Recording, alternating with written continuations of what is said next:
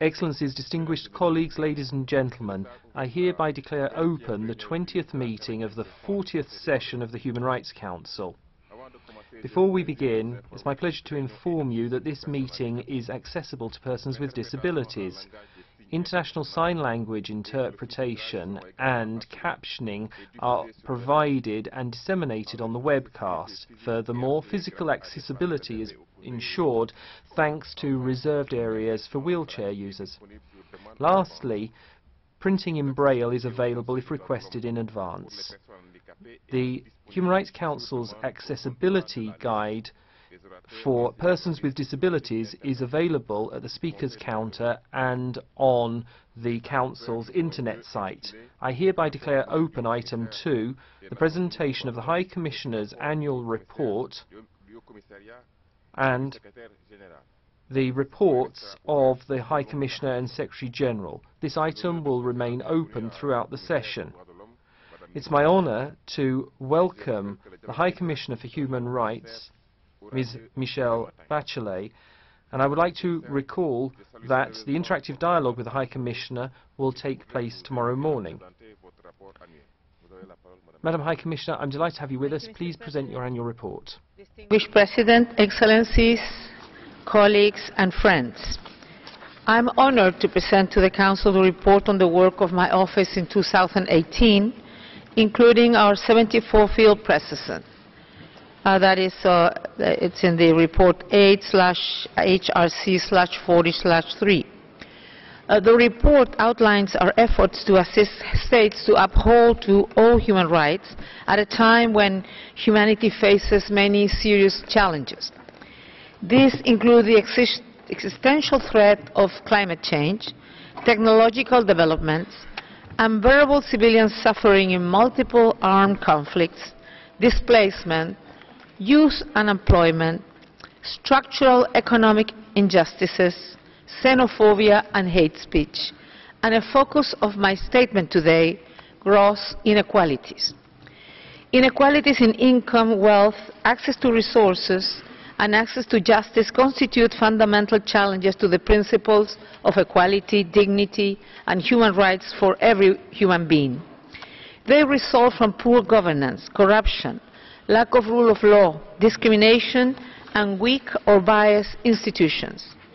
They are generated as much by violation of civil and political rights as of economic, social, and cultural rights. Indeed, these two aspects feed into each other, each force intensifying the direction and strength of the other to create a virtuous cycle or a vicious one. Assisting states to create and maintain a positive dynamic so that civil and political rights and economic, social, and cultural rights work in synergy for maximum positive effect is an essential role for the United Nations as a whole. The Office participates very robustly in that task and appreciates the genuine collaboration by many member states. Mr. President, inequalities affect all countries. Even in prosperous states, people feel excluded from the benefits of development and deprived of economic and social rights, leading to alienation, unrest, and sometimes violence. In recent months, we have seen people across the world take to the streets to protest inequalities and deteriorating economic and social conditions. Their demands call for respectful dialogue and genuine reform, and yet, in several cases, they are being met with violent and excessive use of force, arbitrary detentions, torture, and even alleged summary of extrajudicial killings. In Sudan, for the past several months, people protesting harsh economic conditions and bad governance have been violently dispersed by security forces, sometimes using live ammunition. The excessive use of force, including inside hospitals, mosques, and universities, arbitrary detention, torture, and a declaration of a state of emergency will have no effect on the very real underlying grievances which the protesters seek to voice. We encourage swift and meaningful reforms to combat corruption, open the civic space, and enable inclusive dialogue and greater participation by people in decision-making. In Zimbabwe, Protests against austerity measures have also been met with unacceptable violence by security forces. The government's effort to launch a dialogue process in recent days is encouraging, but I'm worried by reports of door-to-door raids, as well as intimidation and harassment of activists, human rights defenders, and lawyers representing those arrested. In Haiti, protests also broke out last month over rising food prices and corruption. At least 41 people were killed and 100 injured. The government has announced measures to curb high prices, raise wages, and fight corruption. Ensuring accountability, including for alleged cases of excessive use of force by police, and a constructive dialogue will also be essential. In France, the Gilets jaunes have been protesting what they see as exclusion from economic rights and participation in public affairs. We encourage the government to continue dialogue, including follow-up to the national discussions which are currently underway, and urge full investigation of all reported cases of excessive use of force. Mr. President, the situation in Venezuela clearly illustrates the way violation of civil and political rights, including failure to uphold fundamental freedoms and the independence of key institutions, can accentuate the decline of economic and social rights. It also shows how those swiftly deteriorating economic and social conditions give rise to even more protest, even greater repression and further violation of civil and political rights, a spiral of accelerating and strongly negative trends. This situation has been exacerbated by sanctions, and the resulting current political, economic, social and institutional crisis is alarming. The unprecedented numbers of Venezuelans compelled to leave their homes and country also has serious consequences across the region. But I will be further discussing this human rights situation among other countries on the 20th of March. In the context of Nicaragua's very serious social and political crisis, the resumption of national dialogue could constitute a significant step to address the grave problems facing the country. These include increasing restrictions to civic space, persecution of dissenting voices, and crackdowns on press freedom, as well as austerity measures and unemployment. The government must ensure that dialogue is respectful, safe, and inclusive of all political actors and civil society groups. It is my hope that it will lead to concrete steps to better uphold all human rights, including freedom of expression, victim rights to truth, justice, reparation, and guarantees of non-repetition and economic and social rights. In the occupied Palestinian territory, the devastating impact of the occupation on economic and social rights is closely interlinked with violation of civil and political rights. In Gaza, the Israeli blockade, now in its 12th year, had led to negative economic growth, environmental degradation, over 50% unemployment, even higher for youth, and the reliance of more than 70% of people on humanitarian assistance, primarily food. It could be said that the major product of Gaza's economy is despair. The end of this month will mark 1 year since the start of demonstrations which, as the Council's Commission of Inquiry reported, have been met with deadly disproportionate force by the Israeli security forces, leading to a very high toll of killings and injuries. I was disappointed to see the immediate dismissal of that report by Israel without addressing any of the very serious issues raised. All parties concerned should exercise restraint as the date of 30th of March approaches. In the West Bank, settlements affect all aspects of Palestinians' daily lives, including significant negative impact on freedom of movement and access to work, education and health care. Imposing economic hardship on Palestinians does not make Israelis safer. We regret Israel's decision to cancel the temporary international protective presence in Hebron, which has helped to prevent and mitigate some human rights violations in a frequently challenging context. It will be essential to ensure continued humanitarian access and protection. Mr. President, to achieve the 2030 Agenda, the world states need to advance on tackling inequalities. Inequalities of resources, income, power, access to justice, and with respect to the basic conditions for human dignity. When states agreed to leave no one behind, they made a profound commitment to address them. Goal 16 is a clear statement that fair access to justice, effective, accountable and inclusive institutions, and sound and inclusive governance are vital, priority development issues. We need much more and faster work to implement that promise by enacting laws, policies and programs which adopt and advance the powerful synergies resulting from the interdependence of all human rights. The right to development also makes clear that real development can only be based on civic participation. If we seek the most sustainable and effective development, we need to ensure a broad space for civil society and human rights defenders. I am shocked by the number of killings of human rights defenders around the world, some reportedly by state agents and others insufficiently protected by the state from attack by economic or other interests. Attacks on journalists and media freedoms are becoming increasingly widespread. Sound, independent information is the foundation of public participation in democratic governance. Restrictions on the civic space are being enacted by numerous states across several regions. I remain very concerned about reprisals against victims, human rights defenders, and non-governmental organizations who cooperate with the UN. Today, allow me to voice my concern at the apparently arbitrary arrest and detention and alleged ill treatment or torture of several women human rights defenders in Saudi Arabia. The persecution of peaceful activists will clearly contradict the spirit of the country's proclaimed new reforms, so we urge that these women be released. In Turkey, I call on the authorities to view critical or dissenting voices, including human rights defenders, academics and journalists, as valuable contributors to social dialogue rather than destabilizing forces. The recent prosecution of 16 civil society activists for, and I quote, attempting to overthrow the government for their alleged roles during protests in 2013 is emblematic of many other trials lacking international due process standards. Mr. President, in China, rapid development has lifted millions of people out of poverty, and yet in some areas communities and individuals have been left behind.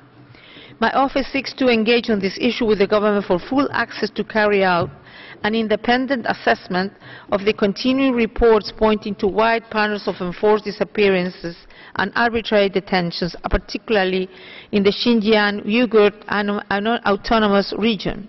This area is at the center of the Belt and Road Initiative, enabling land corridors to Central Asia, South Asia and Europe. And I am convinced that stability and security in this region can be facilitated by policies which demonstrate the authorities' respect of all people's rights. In India, where there has also been significant poverty reduction in overall terms, inequality remains a serious issue. In addition, we are receiving reports that indicate increasing harassment and targeting of minorities, in particular Muslims and people with historically disadvantaged and marginalized groups such as Dalits and Adivasis. It appears that narrow political agendas are driving the further marginalization of vulnerable people. I fear that this divisive policy would not only harm many individuals but also undermine the success of India's economic growth story. Mr. President, inequalities are a driver of several of the global trends which are of greatest concern to this and other intergovernmental bodies. Involuntary and precarious migration is a case in point. Armed conflicts is frequently cited as a root cause of involuntary migration. But time and again, we see that involuntary displacement and conflict are both being driven by inequalities and their underlying factors, including poverty, discrimination, oppression, violence, poor governance, climate change, and violation of civil, political, economic, social, and cultural rights. Caught in this downward spiral, people, and especially young people, may feel oppressed and robbed of their rights, leading them to migrate, often in precarious ways, to seek a life of dignity. So this is a challenge which together we can address by taking on the comprehensive and balanced human rights measures outlined in the Global Compact for Migration, which was adopted in Marrakesh on Human Rights Day last December. The continuing movement of people from El Salvador, Guatemala and Honduras to the United States is a result of failure to ensure that development reaches everyone, with persistent violations of rights leading to profound inequalities. The comprehensive development plan being developed by Mexico, Guatemala, Honduras, El Salvador, and ECLAC is a welcome response to this challenge, very much in line with the Global Compact for Migration. In Mexico, too, the government is making efforts to move from an approach focused on detention and deportation of migrants to a new focus on protection of the rights of migrants, including opportunities for regularization and alternatives to detention. In the United States, the new migrant protection protocols, which restrict access to asylum and other forms of human rights protection and push migrants back across the border to wait for their proceedings without due process of safeguards, are a source of concern. A recent report by the Inspector General for the United States Department of Health and Human Services indicates that thousands more migrant children have been separated from their families than had been previously reported. The office has raised concern with Australia about the imminent transfer of migrants from Manu Island and Nauru to new detention centers. Those people have been suffering for more than 6 years. More humane policies could and should be implemented. I am encouraged by recent announcements from the European Union expressing interest in setting up broader channels for regular migration as an integral element of sound migration governance. My office looks forward to providing guidance on setting up these pathways. We also look forward to helping ensure that cooperation agreements with countries of origin and transit comply with international human rights law. I commend Germany's successful programs to help migrants integrate into the economy and society, as well as legislation in several countries, including Finland, Portugal, and Spain, which enable the entry and stay of migrants in vulnerable situations based on human rights grounds, and troubled about other aspects of European migration policies, particularly the numbers of fatalities in the Mediterranean. Another 226 deaths were recorded in the first 2 months of this year, with several NGO vessels forced to suspend operations by measures that essentially criminalize solidarity. The ancient responsibility of rescue at sea is increasingly falling on merchant vessels, which are often ill-suited to such a task. In addition, some governments have refused entry to ships. I call on the EU and its member states to prioritize the lives and safety of migrants crossing the Mediterranean, strengthen search and rescue measures, permit NGO rescues, and coordinate swift and safe disembarkation of these human beings, while at the same time tackling the root causes of this migration. Mr. President, inequalities also undermine peace and security by fueling grievances, extremism, and conflicts. In the Sahel, the office has been implementing an innovative approach aimed at reducing the risk of harm to civilians during counter-terrorism operations. OHCHR is working with the G5 Sahel Joint Force operating in Burkina Faso, Chad, Mali, Mauritania, and Niger to establish a compliance framework to guide military operations. A training program is underway. Standard operating procedures are being developed which aim to reduce civilian harm and ensure sensitivity to gender issues. And a network of legal advisors is being established within the Joint Force to ensure the operational application of international human rights and humanitarian law. Comprehensive efforts which take measures across the spectrum of rights so they can work in synergy will have the greatest impact on terrorism and conflict. We need greater investment in justice and in upholding economic and social rights. The Office seeks to expand its engagement with governments and civil society in the region to address a broader range of human rights issues. I encourage Cameroon to also consider the benefits of such an approach. Last month, the Committee on Economic, Social and Cultural Rights noted the heavy-handed approach of the security forces to the crisis in the northwest and southwest regions, including destruction of medical facilities, schools, essential infrastructure, and entire villages. I note the statement at this Council by the Minister of External Relations indicated that investigations of alleged violation by security forces are underway and sanctions will be applied. I'm also concerned by alarming instances of hate speech, including by political leaders, as well as serious restrictions on the political space with prosecutions in a military court of a number of members of opposition parties. It is essential that steps be taken now to de-escalate the increasing crisis in the country and prevent a further descent into violence. In Myanmar, economic interests and activities appears to be a key factor driving both violence and displacement by the Myanmar military, together with the dehumanization of the Rohingyas, a long-term discrimination.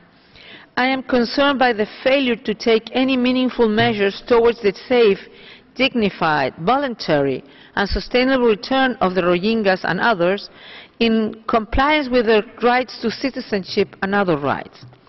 The ceasefire agreements now in place in some regions appear to be having some positive effect. However, armed clashes in Rakhine State between the army and the mainly Buddhist Arakan armed group are taking on new magnitude with further impact on civilians.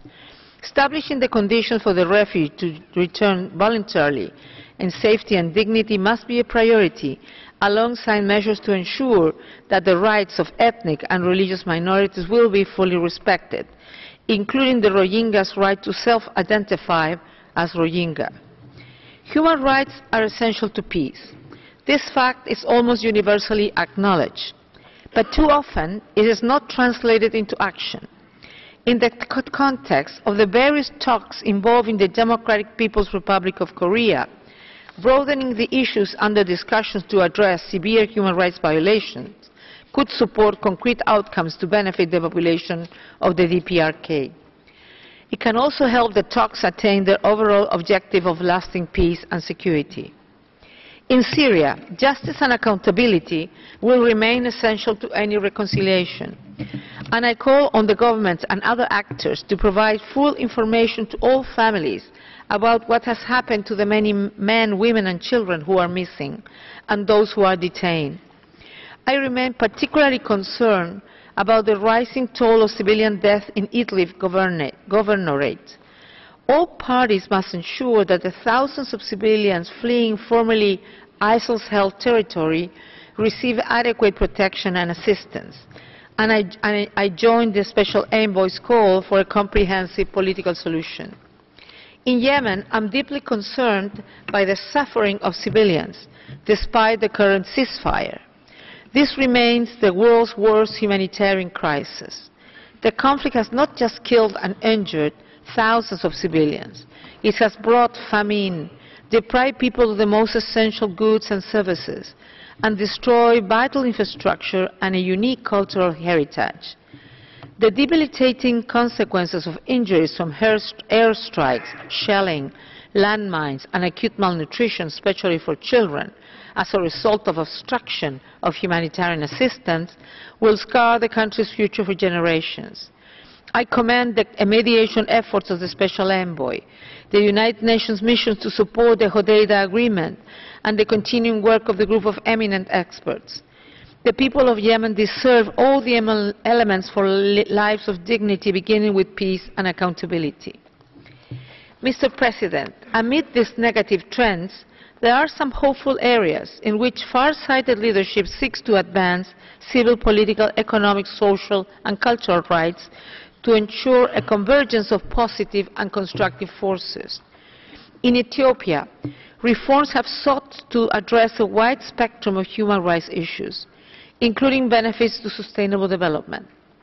The depth and pace of Prime Minister Abiy's political and economic reforms and the appointment of women to senior positions could open the path to a more inclusive and effective development model, providing hope for Ethiopia's young population.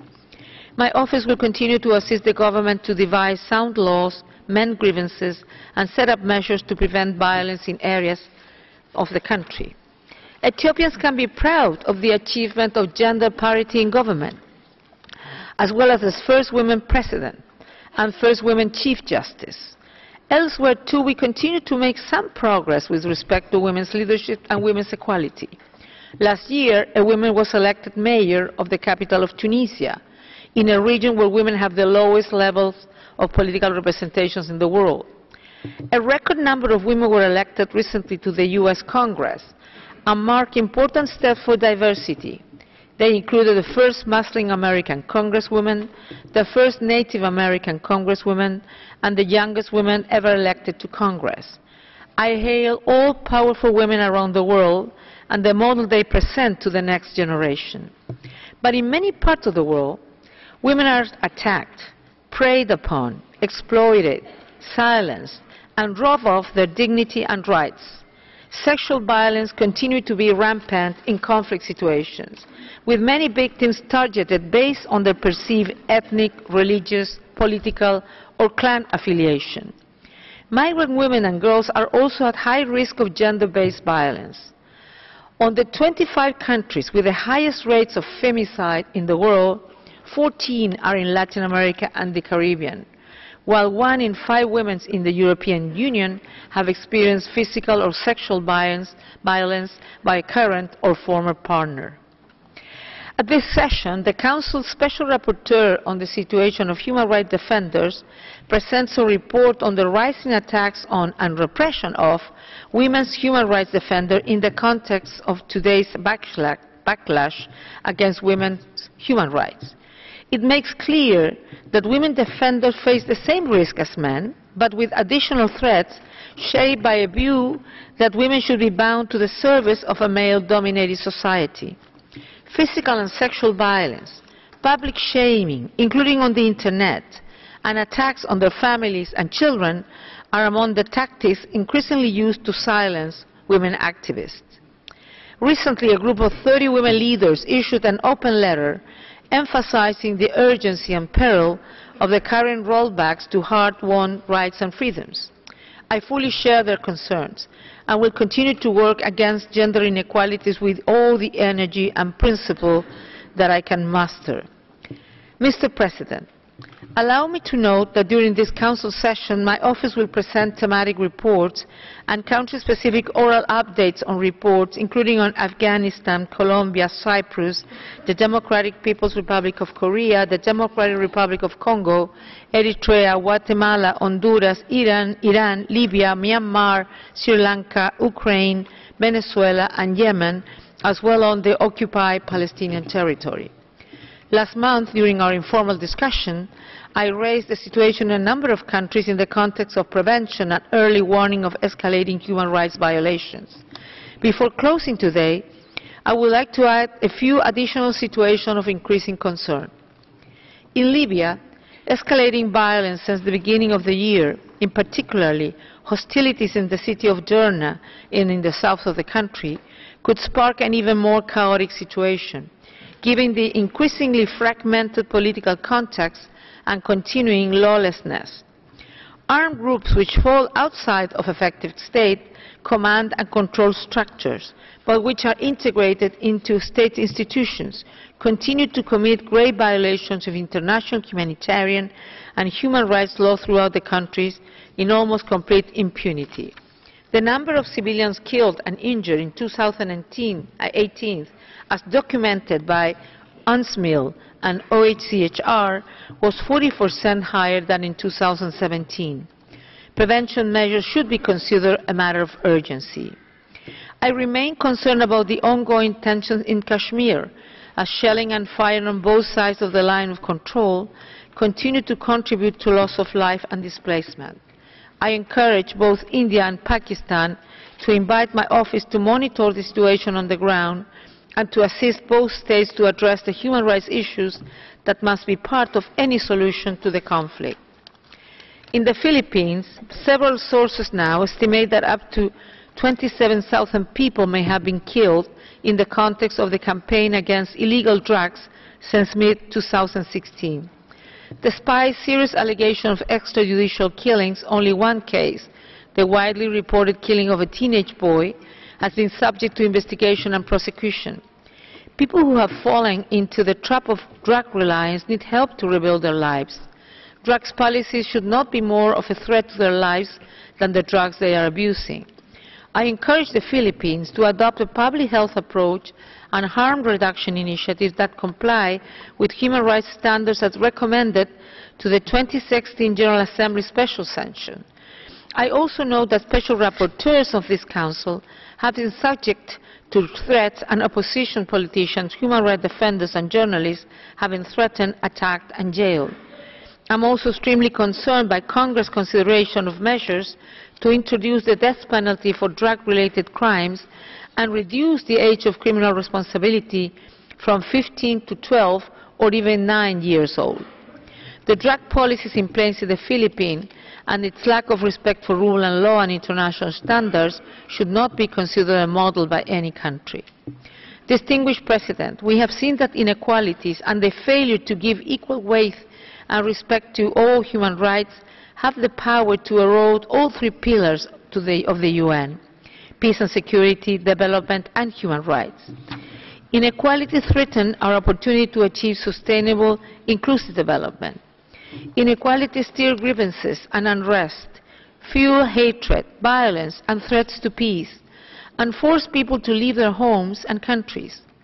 Inequalities undermine social progress and economic and political stability.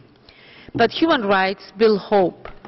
They bind humanity together with shared principles and a better future, in sharp contrast to the divisive, destructive forces of repression, exploitation, scapegoating, discrimination and inequalities. And some countries, not always the richest in income or resources, are choosing to adopt principled and more effective policies grounded in the full range of human rights. By taking steps to advance civil, cultural, economic, political and social rights as mutually reinforcing, they can count on building a strong basis for sustainable development and social harmony. Our office will always be open to assisting this endeavour. I thank you, Mr. President. I thank the High Commissioner for that report.